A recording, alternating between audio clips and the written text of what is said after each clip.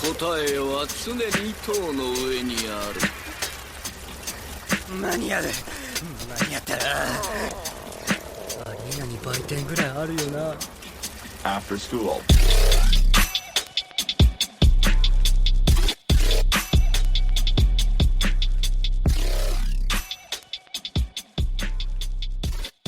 Hey everybody, welcome back. Another episode for the Webtoons here. Usual stuff, going through God of High School.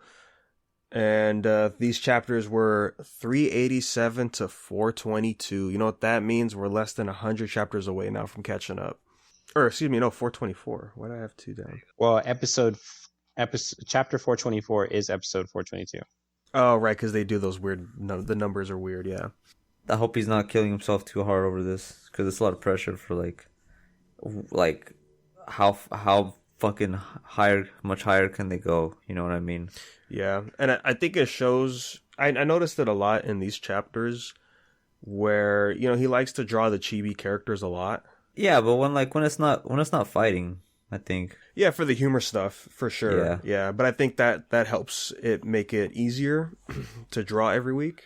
He does it in between too. I've noticed. I mean, it's more of I think it's for that, just to kind of fill in some panels. But I also think it's just to kind of give you a little recourse of what they are, who they are while they're fighting. Because it's not like they're hardcore fucking Death's Gambit, balls to the wall shit all the time. They're still people.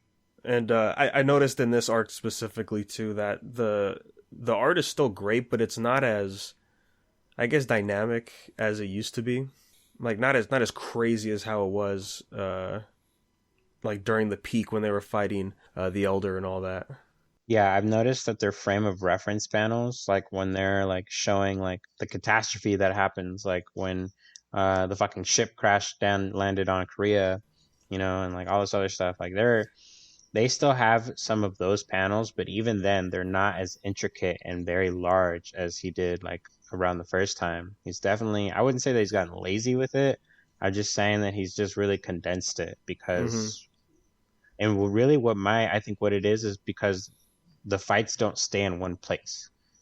They all happen very fast. They're all very fast paced, even though for frame of reference, it doesn't look like it's fast paced, but they're usually always ending up in more than one place or another. So he doesn't really want to spend too much time drawing all of that when he knows they're going to move on, or it's just going to be gone, in a chapter or two when somebody does some super OP move and destroys it all. I mean, that part has to do, I think it has to do also with the subtle art change he has too, right? Remember we talked about how it's sort of like a Scott Pilgrim-esque vibe early on, with the Mori Dan stuff and all that.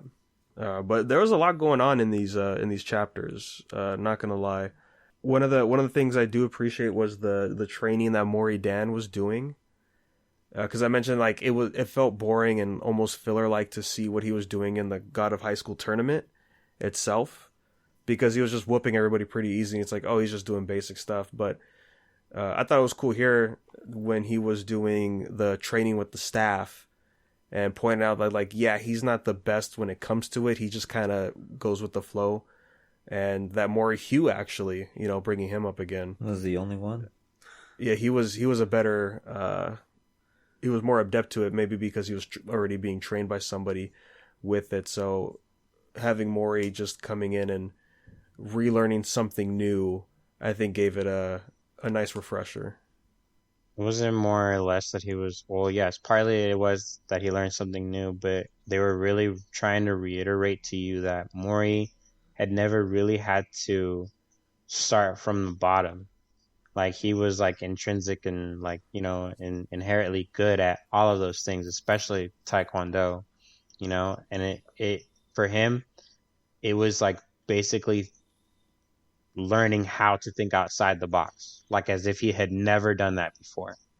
It was really cool when Seo showed up, and she basically explained to him you had never actually thought of using it the way that you like to use your legs. How is it that it not aside from the fact that she's the plot device that brought him to that point, how is it taking you more than 400 chapters to realize that? For real, that you could have kicked it the whole entire time. that's really cool. Like you basically use it like a harpoon or like an arrow, you know, like that shit's awesome.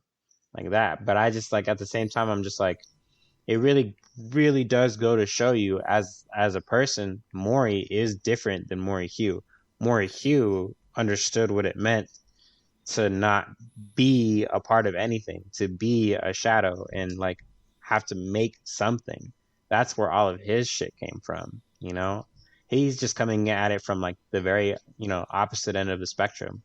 Like having something, having everything, and then having nothing, and then having to work with nothing. Yeah, I think also part of it for Mori it was that, well, when I was Sun Wukong, I was using the staff, so I should probably use it how I used it in the past. Right. But he's not the same character like he was back then. And like, yeah, him being more focused on the Re Taekwondo definitely affects how he handles it there. Excuse me. But yeah, it was good. It was cool to see, man.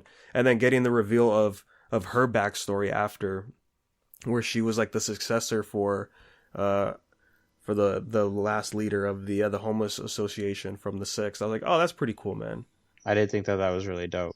Sayo was definitely one of my favorite characters by far. I really wanted to like, and then it's also cool, you know, that she ended up becoming on the squad that fought Dusek. Mm-hmm. Dusekis. Yeah, she's one of the Generation X, right? That's the term. Yeah. What was so really special about her again? She just had the national treasure, but was that it? No, like I think she was planned. Well, I guess she was planned to be the next person to take over the homeless association. Right, but she only has that title because she inherited that national treasure. I just thought that there was something else besides that. What's it called? Remember back when Mira, when she was having problems with like proving it was her national treasure, and she was basically told like, yeah, like you have to prove it like in yourself, and then that's how she was able to summon it during the tournament. And I think it's probably something similar to that. I don't even think she's like related to him in any way. I think she was just some random girl who inherited the national treasure, and they're just like, oh, we found you. Okay, you're the new leader. You know what I mean? That's just how I saw it. Yeah, and a very classic route of like, oh, she helps our main character. It turns out she's on the other team, so whenever they meet again, it's going to be interesting. I felt like Dean kind of got like a nerf rather than a buff. Like Dean was like kind of like on par with Mori, and then like he gets his shit rocked by like Dusek. Like he exploded in strength so fast during the tournament, and then for him to really struggle here. I mean, I think that's just to show that Dusek is still a threat to be reckoned with. Yep.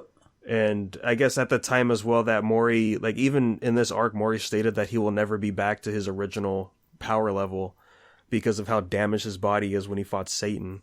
But I guess also like he wasn't afraid of Mori when they fought because he respected Mori, and then just seeing how much of a monster Dusek is, that kind of added tension, right? Because that was a big thing when all these Generation X kids were fighting him, was just like they were like getting afraid of him the further they kept fighting, and that was dropping their morale and in a sense making them weaker because, you know, it's an anime. Oh yeah. Mm-hmm. And yeah, man, Dusek, dude, that's the boy right there, man. He's the highlight for me in this arc, honestly. Yes, yeah, that fight was crazy. I lost my shit when I saw like that whole fight start to finish. I had to actually double back and check. I don't know for anybody else, because like I went to the part where they were talking about like who survived and that they had lost two. Oh yeah. I was like, who did they? I was like, I swear only one guy died, and then I was thinking about the twins. And I was like, oh, I mean, I guess like they don't really ever bring you up again. I just thought you could turn back or some shit, but I guess you're just gonna stay that way. And I thought to myself, good. They all didn't make any sense anyway. Yeah, the twins were too weird. Like as obscure as the powers got throughout this whole series, at least it made sense to the point of like, oh, they're borrowing powers from this person, that's why they can do this. But having these Astro Boy kids consume each other to turn into mechs, like, yeah, that was weird.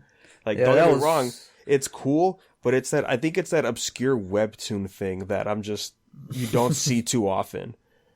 You want to know what it is? The author always makes a point of giving like a backstory to that person's power. Like, obviously, like from the very beginning, even up to now, it's just like, oh, this person's power can do this, or this person's power is named after that. You know, you could probably take this from this reference, blah, blah, blah. But no, he's just like, this is what they didn't really even tell us what the name of the power was. That's how much he didn't really give a shit. Just kind of like, hey, this is what they're doing. This is how it works. Go with it. Yeah. It's just, I guess it's just to show that Generation X is just going to be super weird and unique, I guess. But because like the other guy that we saw who was just like the healer of this fire team, right? He's like, oh, here's the buffs, there's the debuffs, we'll get your HP up. Even the guy that when he activates his power like turns into a lady, you know, and is able to like use the phone like a borrowed power. Maybe with, it's always like, maybe it was phone. always a lady. I don't know if you were paying attention, but it does. He does actually. The power of his power actually does get stated. It does have a name. It's called All-Knowing Phone. Yeah, but you know, if you really think about it, though, that's something that we shouldn't be seeing now, right? Because they're borrowing power from gods, and to have a phone be a thing with the gods, it's just weird. They're supposed to be different. No, that's the point. Because remember what he said in the last arc? He's like, now we're crossing into science. Now we're doing science shit, my nigga. This is not even they do that kind of shit. So it does make sense that only like Generation X would have some power like from some stupid shit like a telephone. And they're just basically playing off the fucking niche that you have Google on your phone. That's like, oh, he can like do all this shit. He can do all of his research. Everything's on Google. Everything's on the internet. Blah, blah, blah. You know, like, this is pretty witty, I guess. But like doing the robots, that's a fucking stretch, my guy. Like that's where I crossed the line. I was like, this is retarded. This is like you could have played this out a little bit better. I could have sworn I read something like I can't remember what exactly it was, but it was something along the lines of any firearm summoned borrowed power like can't shoot bullets or something like that. It doesn't come with bullets. Yeah, right. Yeah, it didn't come with bullets. Yeah, so you have to put your own in there. Yeah. So what the fuck? So then this guy, the fucking soldier, he had the ammo with him then? The National Treasure was just the backpack, the helmet. Oh. Yeah. No, it was the whole thing. So it did come with the gun. But he just didn't have ammo. What about the fucking the ones on the battlefield, dude? When the big fight came with Mori and Daiwi, and then like everybody just started like summoning guns for borrowed powers, and they just started shooting projectiles. No, those were National Treasures. What the? Yeah, they were like manufactured National Treasures. Like they were duplicates of the original gun. Which I'll give you that on the term for science with the National Treasure stuff, right? Because as we saw, Mubong had like this whole vault of them, and he's just using them like as a way as humanity would use them, not as the gods would use them, right? Yeah. But I think still my problem with Generation X and their powers is my problem with Mubong. I was thinking through this because he's doing all this to prove that humanity can stand up on their own 2 feet. Right, like that was his whole thing with Generation X. But my problem is they're still borrowed power users, though. They're still using powers from the gods to be able to do all this stuff, right? And as obscure as this stuff is, like at this point, I'm like, just say their stands. Like these are their like they created their own god powers because they're Generation X. Just say that, and I'll be fine with it.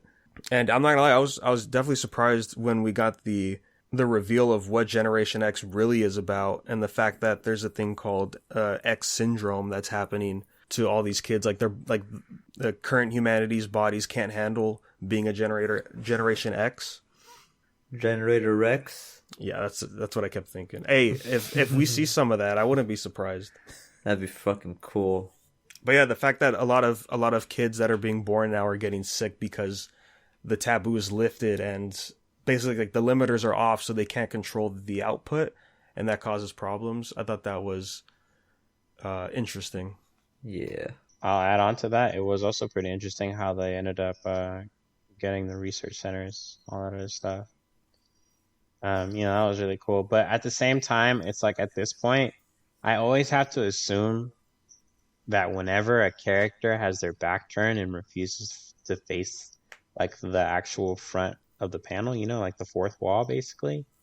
That Yeah. there is something that is going to be referred to later. I have noticed that way, way too many times, and I'm just like, the first glance that I saw it, I was like, okay, clearly these guys were like threatened or like whatever the fuck. Like some of them are even in prison. Like I don't even know if it's their own volition or if they just like whatever the fuck were put in there. And then you just really makes me think like, oh fuck, like this is like, you know, hardcore. Like this nigga really wanted to like cover all of his loose ends.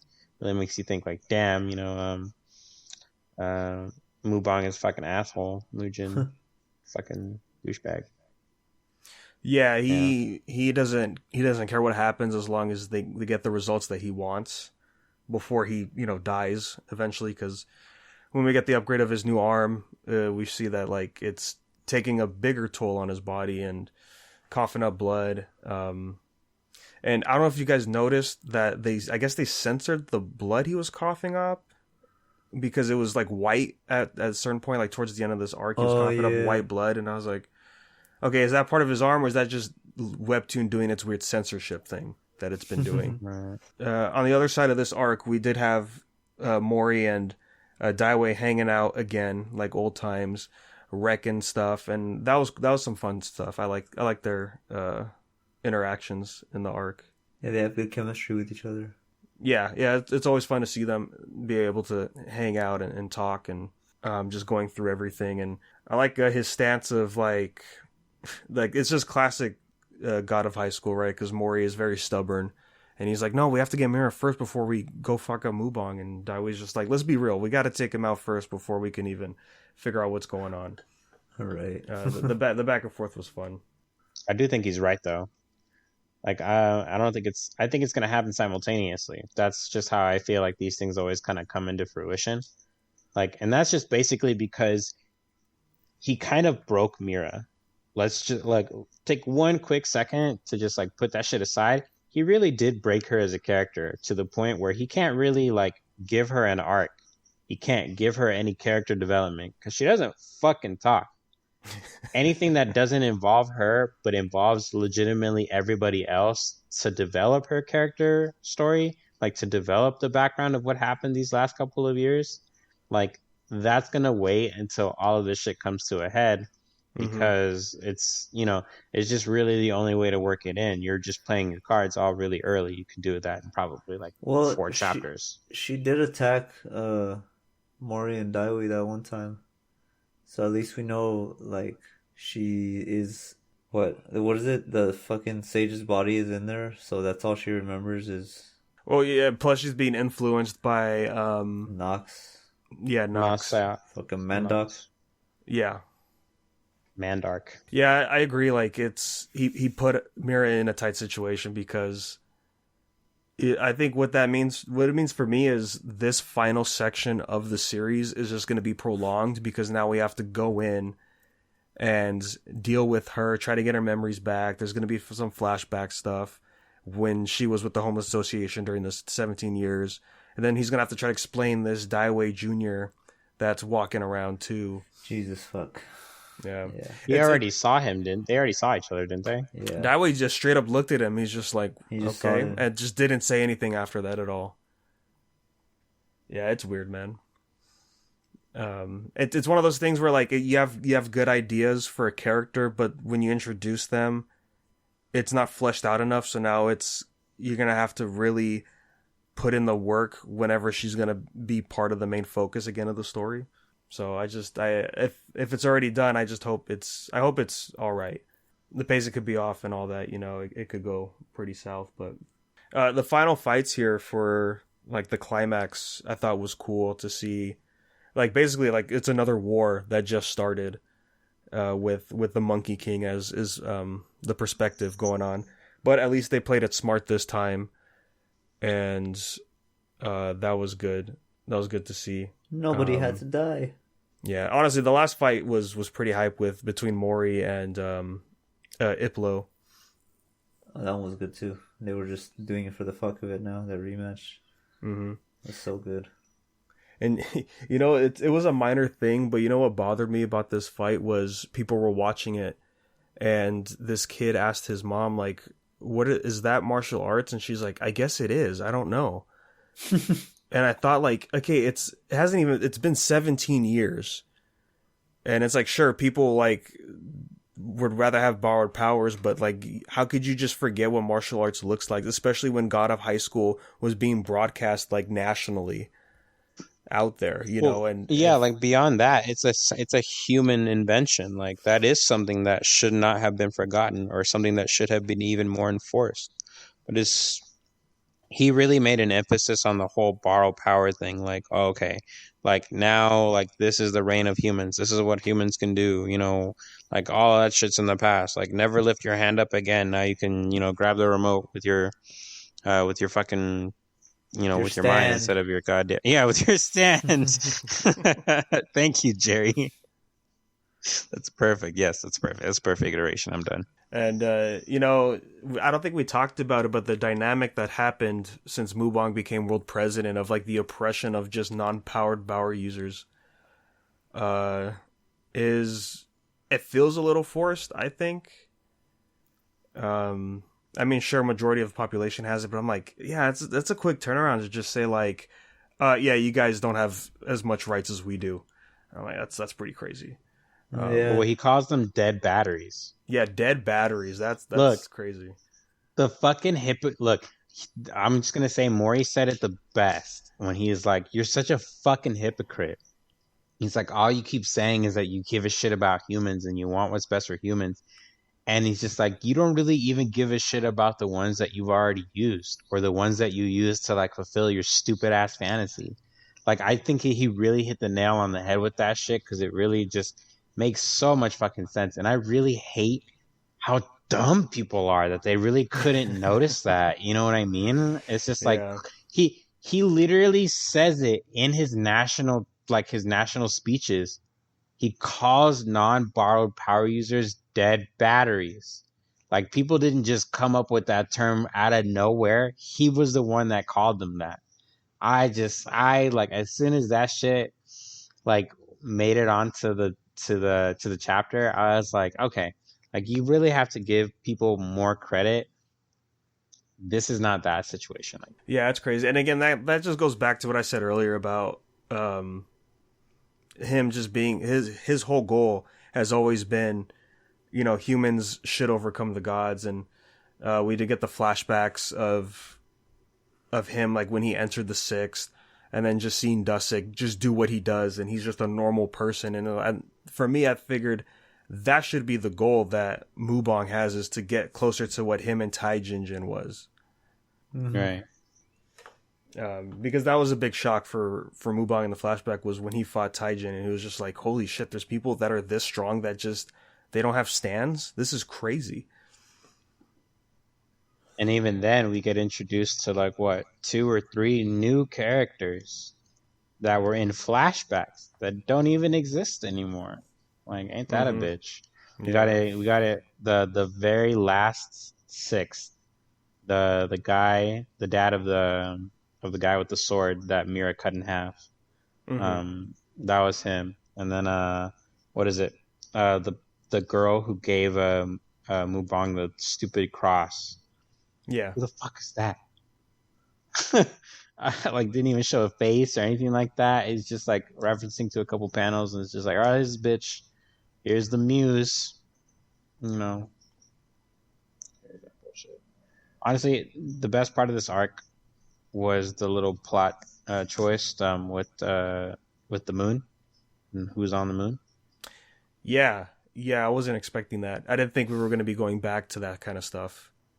I thought that was really cool. Like, I didn't even see that coming, but I, like, now you can kind of see, like, where the manga is gonna, like, go from here. Well, we throwing planets, throwing galaxies. I feel like we are, honestly. Gonna be fighting in space. I can only imagine, because I'm not gonna lie, this was like a long while back, but I actually did end up spoiling myself just a little bit.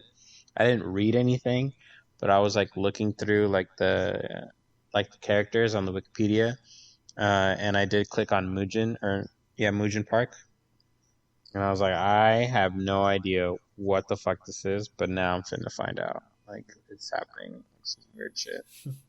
I mean, I will say the Wi-Fi stuff I thought was an interesting touch. That's where the technology side comes in, and I guess I like it how they end up using it at the end of this arc with the trying to mass produce the factories for the X syndrome cures, and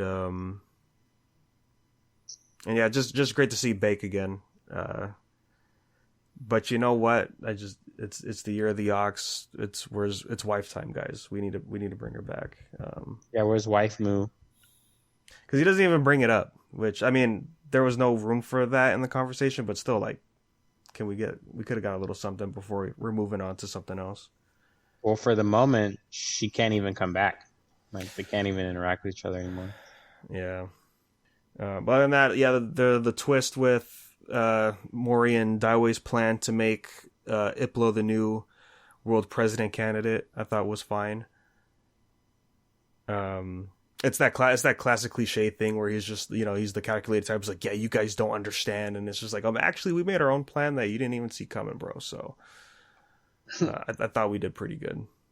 So I'm looking forward to the rest, just to see what's going to be happening now. I mean, the only thing I would like to see is what the gods are doing now, I think you mentioned that last time, actually. You wanted to see, like, a frame of reference. And that really only happened one time. Like, I think they only mentioned one time. And I guess it was pretty lit. But I think they're able to actually watch them. Like, they're able to look down at them and, like, watch them. I think that was the whole thing that Loki and Satan were doing. Mm-hmm. That was I can't really remember too far back, but honestly, that was the only point of reference that I'm thinking about right now. Is that Loki and Satan were at one point just looking down at us or whatever the fuck, just like actually talking, conspiring, whatever the fuck. Like I said, the thing with the thing on the moon, that was really interesting. I'm really looking to see how that takes off. I just know that now that Iplo is on track to becoming world president. The only other antagonist that come into play is going to be Mandark Sang. That was his name, right? Mandark? Yeah, from the Home Association. Which that reminds me. One note forgot to mention was we saw Pandora again, just for a little bit, and then she mentioned that she actually lost to Mori. Mori. Oh yeah. Whatever his name is. It's Mori Zhang or Mori Lang? Mori Hung. Mori Hung, there you go. I remember it was Hung something. Like ends with a G. Yeah, but the fact that she lost to him was interesting. He has the thunder, right? Yeah. I actually forgot about him. Thank you for bringing that shit up. Well, yeah, because he hasn't been mentioned the entire time. That was the only instance, and he's just been kind of.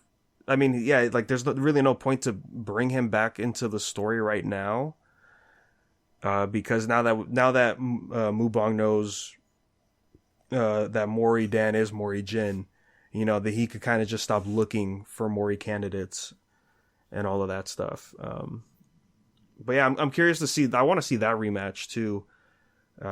Between the two Moris, just because this Mori clone is gonna have a lot of hate in him, and right. then we're gonna see a refined Mori Jin. And if I had to guess, he's gonna be self-reflecting in that fight. He's gonna see a lot of him in this clone of how he felt after being betrayed by Mujin, and just realizing how much he's learned along the way since then. I think we'll probably see something like that. I did like a lot of the square offs where just initially like what we would assume, we usually get a lot of characters that we don't really see coming ending up squaring off with some pretty interesting antagonists. So primarily I hope that we're going to get a lot of that before we get to the obvious, Mori versus Mori, stuff like that. Mm-hmm.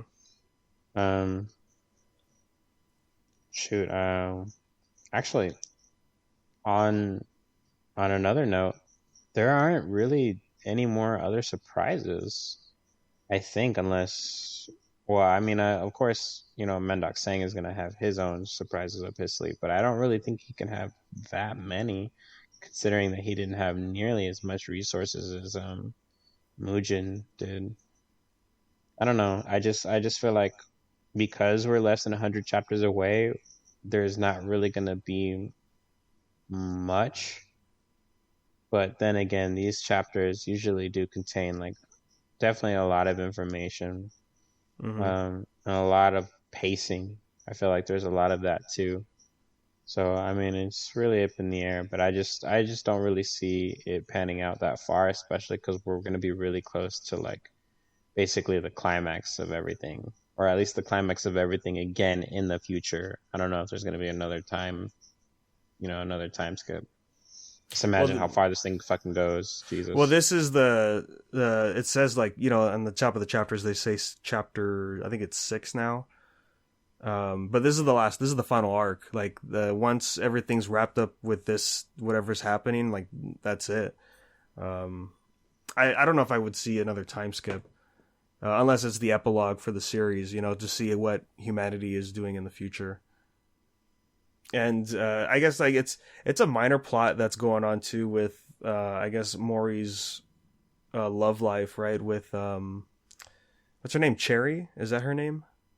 That was like Peach. Or Peach, yeah, Peach. Yeah, she's sort of catching the feels for Mori, and those moments are funny. Glad to still see there's some humor here. I really like the moments with Ahadan and what's her face, Xiaoling or whatever. Xiao Chen. Yeah, Yeah, they also rocked it in civilian side. They're just helping out, helping rebuild, or what was it? What were they making the facility to make the their nanomachines? facilities, right? Mm-hmm. That was good. I like they headed that side of the operation, so Daiwi and Mori can just fight. I wonder if they're really gonna ever like take her seriously as a fighter again. Oh, after this, for sure. I think so. Like really she's gonna be up there with fighting with them. Hopefully she can get cured, right? I mean, this thing can cure leukemia. Supposedly, right? She's cured. I thought she was already. Her only problem is her leg at this point. Yeah, it's just her leg. Yeah, no, but the leg means that that's what I'm saying. Like she has leukemia in her leg. That's why her leg. Oh no, remember her leg's leg like that thing.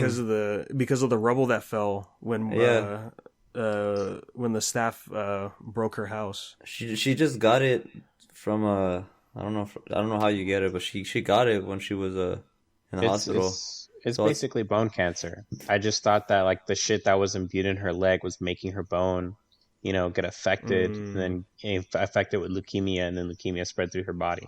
That's why I was just thinking like when she gets her leg cured, then leukemia is cured. Well, either way, she's still training and she's like getting up there. I think on her own too, without using her broader power. She's already breaking Mori's time for when he was in the in the tournament. She broke it. So there's that. There's promise for that she might fight along with him. Yeah, they showed. I think it was in one of the panels when they were fighting Mujin's army. That she was like, it looked like there was ice on her leg to help keep it there, so that way she can fight, without holding back, I guess. Which is what she was usually doing, But cool, man. All right, that's God of High School. I'm actually curious to what's next of how they're going to tackle what they're going to do next, if it's going to be focusing on Mujin or Mira. I'm kind of hoping Mira, so that way we could just finally get that and get the trio coming in for the climax. Yeah, I think they're just probably going to split off again, though, because they're not going to decide like that. So right on, man. Let's go ahead and swing on over to some Lookism. We're hitting the finale for the Jake Kim arc, and then we got the prologue for the next one, which is Workers 3 affiliates this time, since they're down one with one NCM.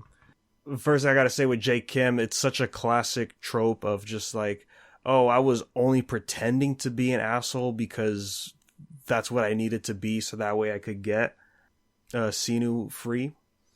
So he's just been the same Jake Kim in the flashbacks the entire time, but he had to be an asshole.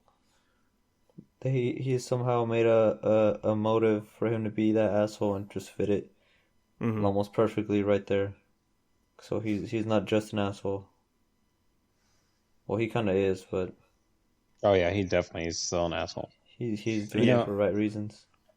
I mentioned this before a while ago.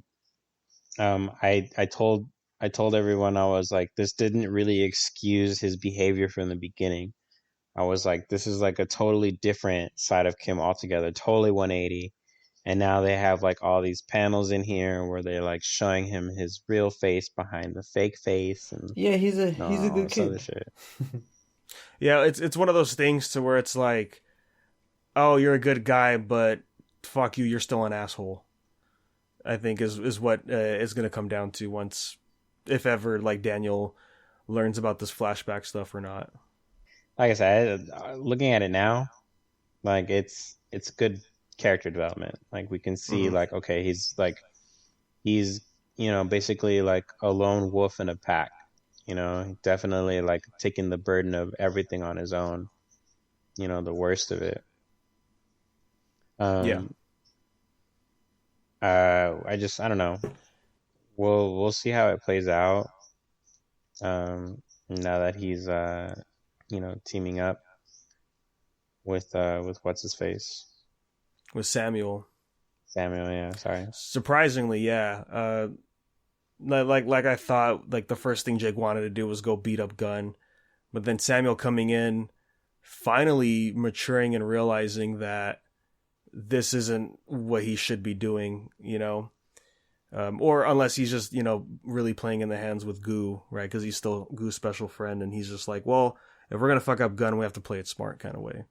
And so that'll be interesting to see like them interacting after all this time has passed, and they're they're more or less the same person, that the same people that they were in the flashbacks, but under different circumstances. So I'm mainly wondering how Samuel is going to be towards Jake Kim after all of this.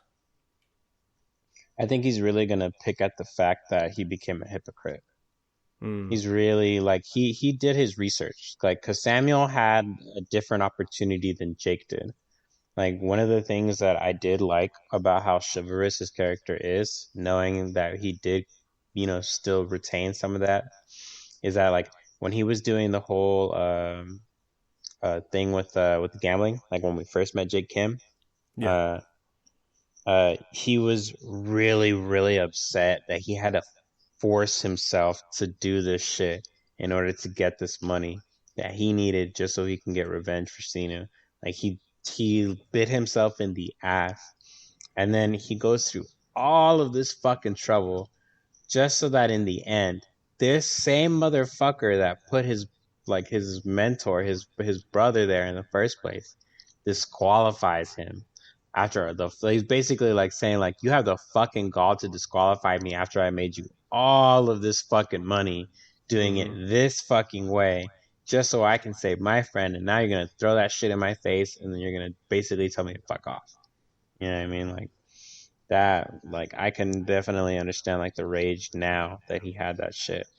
That makes me really feel like they really shouldn't have censored that, because if I remember correctly, they didn't really just show what happened. They just show him like beating his ass and slamming him on the car, and then he like does some other shit, and that shit is basically like, um, behind like the scenes. You know what I mean? Yeah, like him losing his teeth and all that, Yeah, and the scar. and the scars. Yeah. Yeah, so that's right now for me. That's the most interesting thing that's going to be going on in this arc. I mean, eventually, yeah, we get back to what Daniel's doing here with the three affiliates, and it's definitely a different approach. I wouldn't expect the I forget the old man's name that was with the chairman, and he's trying to unravel like the secret of how he got so much money so fast. I just gotta say, like, the classic anime tropes are fine, but when you do them too much, it's like, come on, like, oh, the place Daniel's living at is where the four affiliates was formed. I'm like, that's a little too much. Among other things, right? Yeah, Like the body, James Lee, all this other stuff. The guy who discovered workers. No, the guy who created workers. yeah, just himself as a character in general, So yeah, I feel like this is seemingly coming undone just a little bit at a time. What were we always talking about? It's like he has really good content. He just doesn't know how to really wrap things together. Spends a lot of time kind of cherry picking on how he like proceeds things in place rather than just doing things which works the best. If that makes sense correctly. See, but like just what you were saying earlier, I think that Samuel is definitely gonna pick on him and bring this up to him a lot. Like this is gonna be his way of antagonizing him as a character and like reminding him like how much he fails at like doing what he needed to do. And then by the time that he realizes what he was actually trying to do, he's either gonna beat himself up so ridiculously, and by himself I mean Samuel, or he's like just not gonna give a shit. Ultimately, he's just like fuck Sinu, like fuck you, fuck everything altogether. I've already hated you this much. I might as well just hate you all the way. Like why not? Yeah, I just think like okay, at that point, this is just some grown man shit. Like you have literally just made yourself an enemy. Like people don't even. This is like some Vinland Saga shit. Like people don't even have enemies, really. You know what I mean? Right. Like so that's a really driven character point. He's just like I can't go back. I'm gonna pull an Ollie, bro. I'm gonna fucking see this through to the end, and I respect the fuck out of that. Yeah, looking forward to that. Also looking forward to the end teaser for the prologue chapter with as we see who's coming into the fold for this arc is also Johan, as he's being a bodyguard for this new area that we're going to have to tackle here. So that's cool. And it's almost like everything's kind of folding in at once right now. And I liked his insertion to the arc a lot better than Daniel's because it feels more natural versus like how rushed Daniel's was. So I'm looking forward to that because I hope that means now that we're back in present day with Johan, I hope that means we get more Zach coming in to try to deal with bringing him back. I think that's how it's going to be, right? Because it's a club. Maybe they need like a little entourage to come in. That's probably how Daniel's going to get in. That makes sense. He's going to come in with, what's her face? The one that she always calls him Piggy. Oh, with Zoe? Yeah, I'm thinking like he could bring in Jace. He could bring in, not Jace, Jay. He could bring in Vasco for their looks, And Zach will be there too because you'll find out something about Johan being there. And they'll have like all these common goals that's gonna make sense. That president, man. I'm like, does she fight? Does she not fight? I mean, like, I don't think she fights. I mean, I thought she did, honestly. She probably does not. I don't even know. That girl's probably in high school, honestly.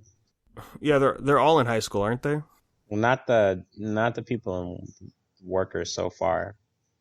Alex and Samuel are like they're old enough to have graduated already.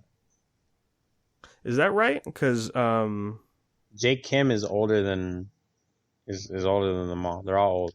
They're all old enough to be out of high school. The only people that still technically are in high school are the J High students and Johan, but he's a dropout. Yeah, but they're still in that age, right? Oh, okay. Yeah, Jake Kim's like 18, 19. Okay. Yeah, and Samuel's like his little. He's like 2 years younger, right? Or a year younger. Yeah, okay. But yeah, I feel like this new character from Club Vivi, she's gonna be interesting. See how it handles. Because this is the first time, right? Like we have a female antagonist like this. I wonder if they're really gonna have them like really fight it out or not. Or maybe it'll have to be like Crystal. I think Crystal might get involved finally, I would like that because she can fight too, I can assume, right? Yeah, she can. And she's probably the only one. Because I don't think What's-Her-Face fights. The girl that's with Zach. Mira? Oh, her name is also Mira. I totally forgot about that. Wow. Yeah, no, she doesn't fight.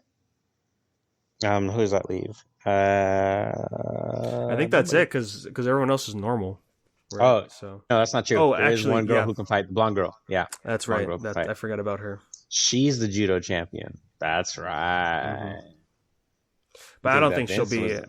I don't think she'll be involved though. If Jay Unless High it's goes, that'll probably be involved because I can always imagine the dude with the shades just getting thrown in there because they're pretty dope. They're pretty fly looking. What the fuck? Definitely going there. yeah. Unless it's like a personal thing for her to be there. Like maybe she knows this leader for this group. I can't imagine. She's usually involved anytime that Vince is there. Yeah, but then again, like I don't see him coming in either. Uh, just for the sake of having him there, I can't see why he would be involved. I don't know. Yeah, you're probably right. I mean, for the espionage shit, you're totally right. But to fight, I don't know. The whole six will probably end up being there because I can just imagine like it. I don't even have to keep saying this. It just so happens that every single time they end up doing some shit, almost all of them are always together. Like they always like the only one that ends up usually tagging along, but like not really with the group or intentionally is what's his face? The fat guy, Robert. What's his fucking Oh, face? Logan. Logan. Yeah, thank you. Like he just so ever happens to be there. He's just fucking stalking Zoe, or he's just like walking through, like whatever, like having this one nigga like be his willing slave. Like he literally just does whatever, you know what I mean? And he's just usually fucking there. Well, the last time they all got together for Hostel was because it was planned that way to make sure to target all six of them and then making sure that they would all come to that one spot. Okay, yeah, that part was intentional. Well, and I think also like them looking for whatever her name is that's with the new Ollie Wang, the one that ran away from home. Like I think she was like the reason they all went out to go do something, and then the plan Yeah, was to that bring them all there. dumb bitch Jasmine. Jasmine, yeah, yeah. Like the ones I already said earlier that I could see showing up for sure could show up, but um, I mean, like unless Goo can get involved, and that's when Logan can come in, and then we could probably see all six of these guys come back together. I just don't. I don't know. I mean, it's just the first chapter, so we'll have to see which direction this story can go because it can be a roller coaster sometimes with what's going on here. Yeah, definitely. Yeah, and I mean, the only other thing really to say is we mentioned I was talking about it earlier before we started recording was I'm not sure if I'm really liking the route for Daniel. I mean, it's cool he's being his own character, which I was liking in the beginning, but ever since he started doing the streaming stuff, I feel like it's more of a downgrade for him. I mean, he's getting fatter, and that's for the sake of his content, but it's just like, we know that's not what he really wants. And it's sort of like a distraction for him, right? Because he's, aside from like looking for the James Lee stuff and taking down workers, like for his personal life, like that's sort of on the sidelines right now, which I'm not sure if I like that. Yeah. I mean, because he's the main focus, and now all of a sudden he's not. But it's been that way for so long. It just, to me, it really doesn't make a difference at that point, especially with all the mysterious, stupid, unexplainable phenomenon that always happens around him and surrounding him. Like what you said earlier about his fucking house being the house where they created the fourth affiliate, and it's just like this whole entire time, like all of this cryptic, stupid shit that we really didn't really need to think so much about now all of a sudden matters. It's it's a reach. It's definitely a stretch. Like I feel like you could have. It's like what we were saying earlier about how he does his relationships, like with the plot twist being with Samuel and Jake Kim. Like you could have planned these things better. You could have not had to make these things so cliche. But the fact that have this unexplainable way to draw your reader's attention, and then kind of throw it like I would say kind of just throw it in the air like you were really doing good and then you lost your train of thought and instead of finishing the thought that you had, you just kind of went with whatever just sounds good. I don't know if any of that makes sense, but that's really just kind of what it sounds like. Some of these times I'd be reading this shit and I'd be like, "Oh, okay, I can really think that this is gonna get like put off in a way where like where Jake Kim is basically gonna reveal that he is actually his brother, and instead they just doesn't really say anything, you know, or whatever the case, and then they just start fighting, and then like Samuel has his own fucking internal self-hatred for what's going on and why he like hates Jake, but doesn't really express it. I don't know, it's just some stupid bullshit, dude. Like you just could have done so much better. Yeah, I don't know. It's again like it feels left field for me for Daniel's sake. And especially like with him agreeing so easily to team up with this other chairman that's against Crystal's dad, which was I mean it is what it is. Like again like that stuff I felt was badly paced, and that's just for the sake of moving the plot forward with Daniel.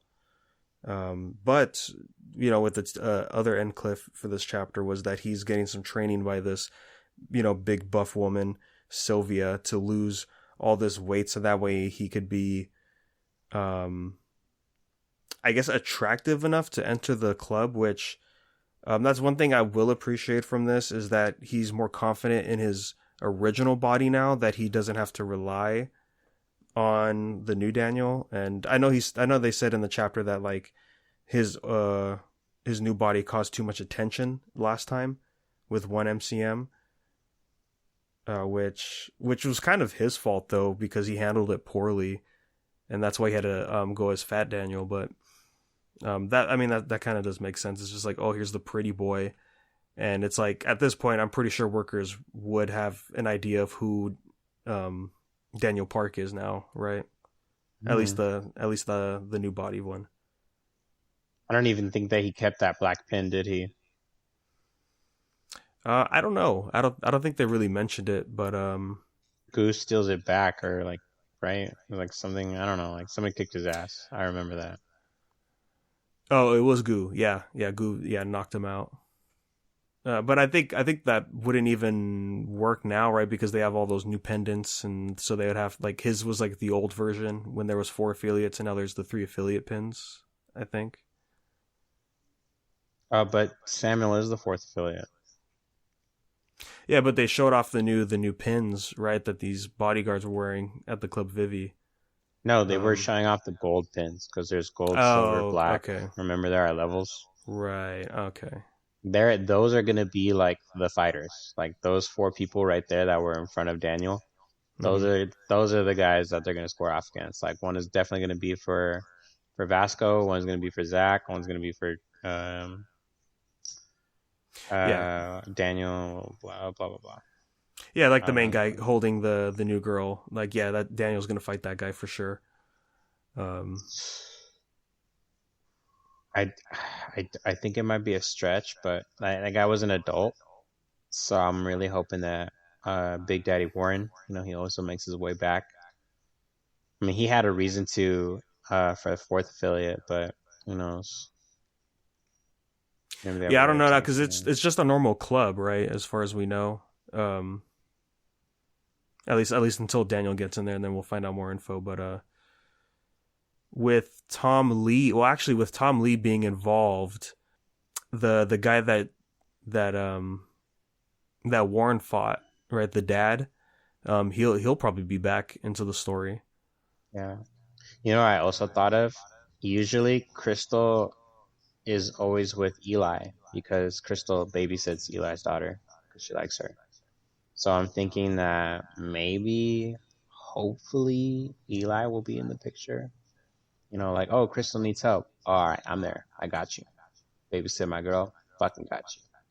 You know what I mean? Like, that would be dope. Because Eli, definitely one of my top 5. I mean, they built him up so fucking much. Yeah.